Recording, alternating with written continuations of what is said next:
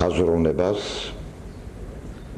აქვს არაერთი რამ, რომელიც არის მისი საფუძველთა საფუძველი და ამავე დროს თანამდები, გნებავთ თქვათ, თანამარადიული, გამჭოლი რამ ფორმები, ტენდენციები თუ საფუძვლები. ესე იგი, არა მხოლოდ პირველ საწყისები, მნიშვნელობის მქონე რამ, არამედ ამავე დროს მარად განახლებადი, მარად თანამდები რამ. ასეთია ვთქვათ, ყოვლად ცნობილი, ყოვლად გასაგები ჯვარი ვაზისა. წმინდა ნინოსეული ჯვარი ვაზისა, რომლის სახე ხატი ჯვრისა, ანუ სული ჯვრისა ღვთისმშობელმა გადასცა წმინდა ნინოს და გავრცელდა საქართველოში. ვითარცა კავშირი ვაზისა სიმბოლური გაგებით და ჯვრისა. ვაზი ყოფიერების სიმბოლოა. თანაც ისეთი ყოფიერებისა, ან და ყოფიერების ისეთი მხარისა, რომელშიაც გამოხატულია არსებობს ასეთი პრინციპი და ვთქვათ, სისავსის სიჭარბე, აღსილობა თავის თავადობით, თავისი რაობით, თავისი ღვთიური შინაარსით, ამ სიტყვით არსობრივი გაგებით. ასეთია ჯვარი ვაზისა. ასეთია უპირველესი გნებავთ ანდრია პირველწოდებულის ჯვარი, რომელშიც გამოხატულია იდეა ჯვარი ვნებისა, ანუ ჯვარი სიკვდილისა დამტკუნველი. ასეთია კიდევ ასეთი პირველ საწყისების და თანამდები იდეათა გამომხატველი არის ეგრეთ წოდებული ბოლნური ჯვარი. წრეში, გნებავთ მედალიონში ჩახაზული თუ ჩახატული ჯვარი. წრე უნივერსალური ფორმაა, სიმბოლოსი. წრე არის სამყაროს მთლიანობის იდეის გამომხატველი, ხოლო ჯვარი არის ღვთაებრიობის განფენა. სამყაროში ვერტიკალურადაც, მაღალსულიერებით და ჰორიზონტშიაც, ჰორიზონტალურ სივრცეებშიაც. ასეთია ბოლნური ჯვარის შინაარსი. მაგრამ შეიძლება ითქვას, რომ განსაკუთრებით რთული მნიშვნელობა აქვს ჩვენთვის ისეთ იდეა, რომ თქვათ ცოტა იქნება ისეთ რაღაც ფენომენს, როგორც არის სვეტი ცხოველი. ჯერ გავიაზროთ თუნდაც სიტყვა. სვეტი ცხოველი, აი ეს სიტყვა ორმხრივია ქართულ სიტყვა ხმარებაში. ერთი არის სვეტი ცხოველი, ცხოველის სვეტი. მე ვიტყვით ჩვენ ამის შინაარსს. ეს საყოველთაოდ რაც არის ცნობილი, რომელიც მომდინარეობს იქედან, რომ წმინდა ნინოს ლოცვა კურთხევით და ღვთისწყალობით, როცა უნდა დაარსებულიყო პირველი და უმთავრესი ქართული ეკლესია, აი აქ მოჭრეს კიპაროსი თუ ლიბანის ნაძვი, უფლის კვართის ადგილას, უფლის კვართზე ამოზრდილი ნაძვი და უნდა გაეკეთებინათ 7 სვეტი. 7 სვეტი დიდი სიმბოლიკაა. სხვადასხვა ეს უძველეს ძეგლებში არ წერია და არის ლეონტი ბროველთან 7 სვეტი. 7 იმიტომ რომ უკვე საკრალური მნიშვნელობისაა, იმით რომ 4 არის ყოფიერების სიმბოლიკა, 3 სულიერებისა და შეერთება 3 და 4 და იქნება რაღაც ახალი სიბწმინდე, რომელიც სხვაშორის ქალწულის სიმბოლოც არის 7 და ეს 7 დაედგმება ძირთაძირად საფუძვლად აი ახალ ქართულ ტაძარს. პირველ ქართულ ტაძარს და უმთავრეს ქართულ ტაძარს. აი აქ დამყარდება ქრისტიანობა და დაემყარება უმთავრეს სვეტს. ეს 7 სვეტი ფაქტიურად გამთლიანდება სვეტი ცხოვლის იდეაში, ცხოველის სვეტის იდეაში.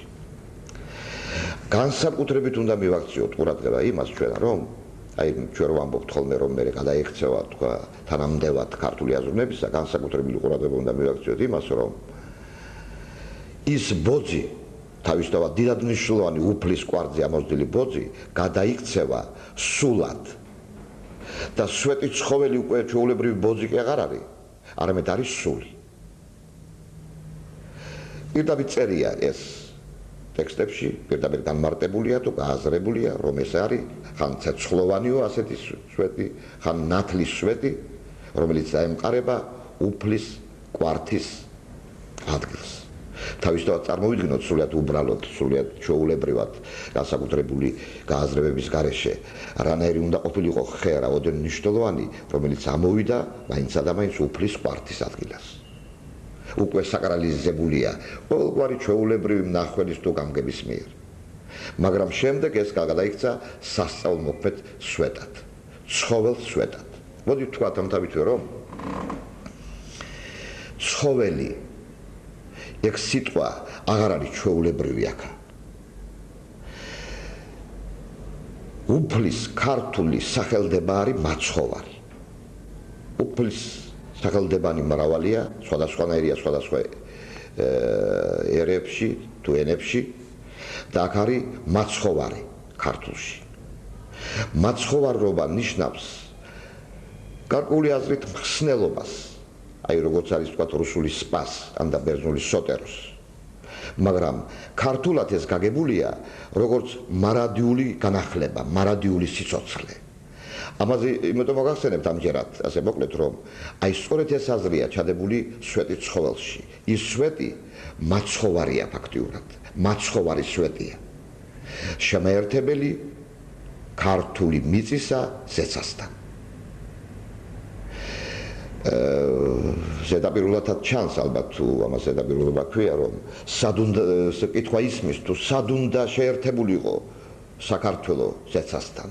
იმის შემდეგ რაც ის გაქრისტიანდა და ეს იდეა გაჩნდა და ეს მისწრაფება გაჩნდა, არასაკვირველია იქ, სადაც იყო ისეთი სასწაული, ისეთი დიდი საიდუმლოება, რომელიც დღემდე რჩება საიდუმლოებად, როგორც არის უფლის კვართის ადგილი.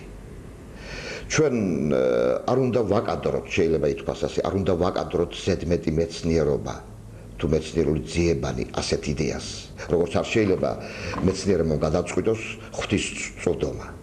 ეს სხვა სფეროა, სხვა აზროვნებაა.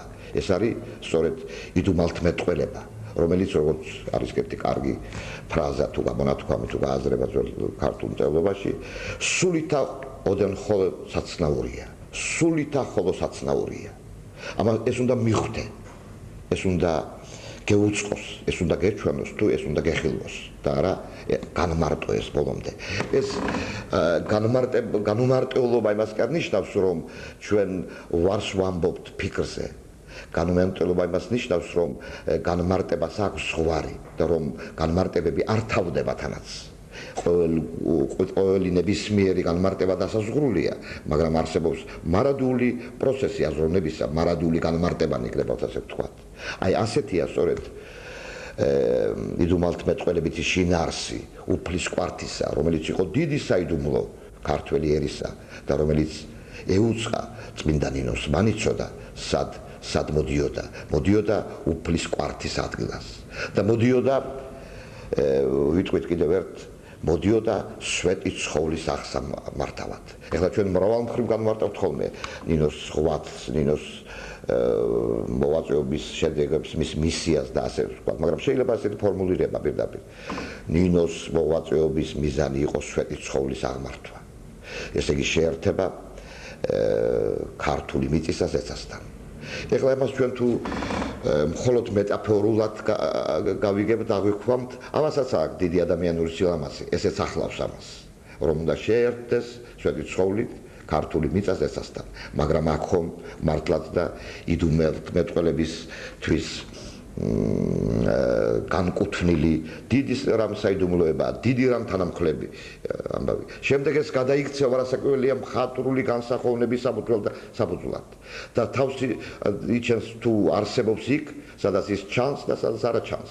მაგალითად ვთქვათ, გადავუხვევ თუ ეს გადახვევა და ვიტყვი, რომ როდესაც ვეფხისტყაოსანში დადგება მომენტი, როცა გმირთა ძალისხმევა უნდა დაუკავშირდეს ზეცას და ასეთი იქნება არასაკვირველია ის აპოგეა, როცა უნდა გათავისუფლდეს ქაჯეთი დაკადეთიდან სიკეთის, სილამაზის და მშვენიერების სიმბოლო უნდა გაათავისუფლო, აი ამ დროს დაეშვება ხოლმე სვეტი და გმირების სულსა და ბრძალას, კაცობრიებს და ღვთაებრივს დააკავშირებს, მაგრამ ადამიანურს დააკავშირებს ესასთან. აი აქ უკვე იჩენს თავს სვეტი ცხოველი. რომ მოვდი რომ იქ სადაც ჩანს და სადაც არა ჩანს თქვა. თითქოს და არა ჩანს სვეტი ცხოველი, თქვა იქ როცა ილია ჭავჭავაძე ამბობს მარად და ყველგან საქართველოს მე ვარ შენთანა. ჩვენ ახლა ეს წარმოდგენილი გვაქვს აჩრთილად და ასეც არის და ბუნებრივი არის. კაცსახოვნებით არის წარმოდგენილი სვეტი ცხოველი. სვეტი ცხოველი ჩვენშია, ნებისმიერ ჩვენში. ჩვენ თაგაში. სვეტი ცხოველი. სვეტი ცხოველი არის ძალა. და თუ სადმე გაჩნდება იდეა იმისა, რომ მარად და ყველგან საქართველოს მე ვარ შენთანა, ესე გაჩენილა სვეტი ცხოველი. ესე გაცხადებულა სვეტი ცხოველი. და სწორედ ძალიან საინტერესოა შეხვედრა, რომ როდესაც უდიდესი თეოლოგის საქართველოში არ ვიცი იქნებ სოფლიოს ნიკოლოზ გულაბერიძე, გიორგი მესამისა და თამარის დროინდელი ალბათ კათოლიკოს პატრიარქი განმარტავს სვეტი ცხოველს და ამ სიმბოლოებს განმარტებისას ჩვენ მას ვეყნობით, განმარტავს სვეტი ცხოველს, აი სწორედ ისე წარმოიდგენს ერთხელ. სხვადასხვა განმარტება აქვს, მაგრამ ერთხელ ისე წარმოიდგენს, რომ უნდა ვიფიქროთ, რომ ეხლა რომ გავრცელებულია სიტყვა ინსპირირებული იყო ილია ჭავჭავაძე აი ამ გააზრებით მან საგურამოში ხშირად მცხოვრებმა იცოდა სვეტი ცხოველის ამბები და იხალრობას უყურებდა და დიდ საფიქრალის დროს რასაკვირველია სვეტი ცხოველი ედგა მას თვალსა და სულში და ეს დიდი ნათელი ჩვენ ახლა თითქოს და ამ ლამაზი სიტყვებით ვალამაზებთ გნებავთ ამ დიდ იდეას, მაგრამ რასაკვირველია ამით მხოლოდ იმას გამოხატავთ, რომ ჩვენ ეს შეგვიძლია მხოლოდ, რომ ამის იქეთ არის ბევრი საფიქრად და ბევრი სულიერად მისაღწევი რამ.